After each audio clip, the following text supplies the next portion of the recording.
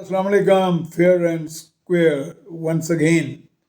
آج ایک اور یو ٹرن ہوا، میں تو اسے ڈبلیو ٹرن کہتا ہوں، میرے ایک دوست اسے وی ٹرن کہتے ہیں۔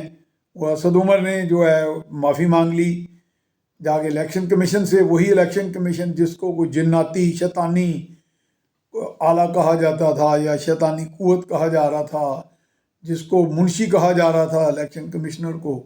وہ چیف الیکشن کمشنر کا بھی جب بات کرتے ہیں تو اس میں ایک غلط العام تصور ہے کہ وہ اکیلے تو ایک ووٹ ہوتے ہیں الیکشن کمیشن میں۔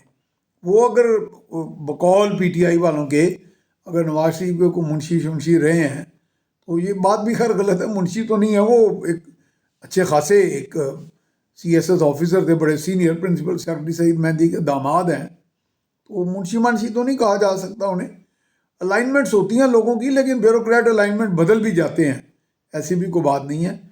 تو یہ ایک علیحدہ بات ہے کہ ان کے بارے میں ایک بڑا پروپیگنڈا کیا گیا۔ اب وہ پروپیگنڈا کہاں گیا؟ تو اس لیے وہ یو ٹرن ہی کہیں گے کہ جب اسد عمر جا کے معافی مانگ رہے ہیں اور وہ کہتے ہیں انفرادی طور پہ مانگ رہا ہوں، لیکن مانگ تو اسی بات پہ رہے ہیں جو وہ موقف اختیار کیا ہوا تھا انہوں نے الیکشن کمیشن کے آگے، تو اس سے وہ بالکل یو ٹرن لے لیا۔ میں تو اسے کہتا ہوں ڈبلیو ٹرن، تو ڈبلیو ٹرن لے لیا، یو وی ڈبلیو۔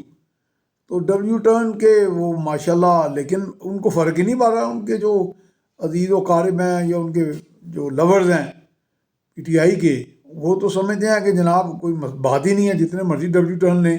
مجھے تو لگتا ہے ان کو ڈبلیو ٹرن سے پیار ہو گیا، جو بھی وہ بیان داغتے ہیں اس کو مان لیتے ہیں۔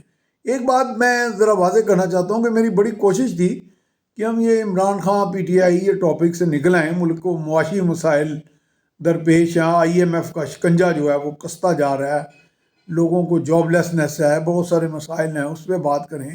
آٹے کی قلت ہے، اس میں مصنوعی قلت بھی ہے، ذخیرہ اندوزی ہو رہی ہے، پرائس میجسٹریٹ ناکام ہے، پرائس میجسٹریسی کا سسٹم جہاں طلب اور رسد سے ہٹ کے بھی کئی مسائل ہیں، اس پہ غور نہیں کیا جا رہا۔ سوشل سیکورٹی کا ایک سیٹ اپ ہے جو بالکل فعال نہیں ہے، حالانکہ ورکرز ویلفیئر بورڈ ہیں اور بہت سے کام ہیں، لیکن وہ اتفاق سے یہ سارے کام بات کرنے سے پہلے جب ہم سوچتے ہیں کہ یہ بات کریں تو اسی وقت کوئی نہ کوئی یا ڈبلیو ٹرن آ جاتا ہے پی ٹی آئی سے، یا کوئی نیا میزائل داغ دیتے ہیں۔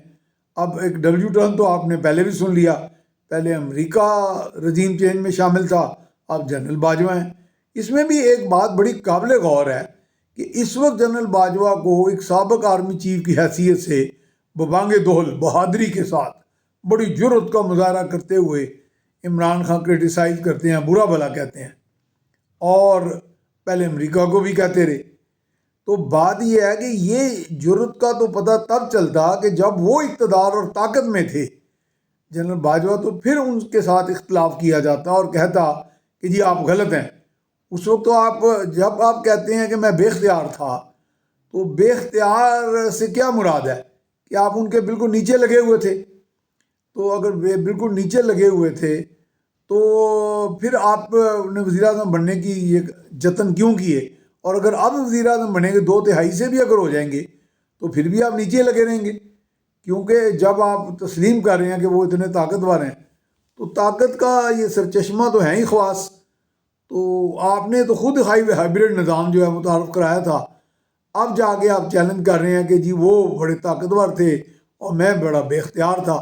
بے اختیار واقعی کوئی نہیں ہوتا، نیت بے اختیار ہوتی ہے۔ نیت سے کام کیا جائے تو اختیار حاصل ہوتا ہے۔ سپیس نکالنا لیڈر کا کام ہے، ویز اینڈ مینز راستے تلاش کرنا، تمام تر لیمیٹیشنز قیود و حدود کے اندر کام کرنا، یہ لیڈرشپ ہے، نہ کہ صرف محض وقت آنے پہ یا وقت گزر جانے پہ ایک بیان داغ دینا اور اس کے اوپر یو ٹرن لینا اور پھر ڈبلیو ٹرن لینا۔ ہمارے تو ایک دوست نے، اخبار والے نے یہ دیا کہ جی تقریباً 1 سینچری ہو گئی ہے کہ انہوں نے کپتان ہونے کا جو حق ادا کر دیا ہے، کہ اب یو ٹرنز کی ڈبلیو ٹرنز کی 1 سینچری ہو چکی ہے۔